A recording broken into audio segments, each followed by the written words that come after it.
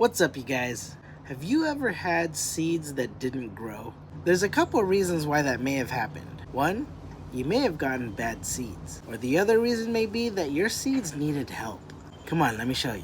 You see, some seeds have a very tough exterior, and it could take a long time for that to break down and allow the plant to get access to water and grow. Sometimes it helps to just put them in water for a period of time, but sometimes they need a little more help than that, and we take them through a process called scarification. You see here I have sandpaper, and I also have a sanding chuck with sandpaper on it. So we're gonna take the seeds and lightly rub them in between the two.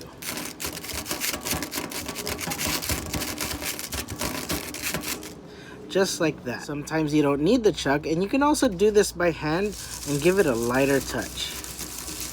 After this, you can either plant them directly, or you can also soak them in water. You can also do this with flat seeds like pumpkin or squash. Simply take your seed and rub the sides along the sandpaper.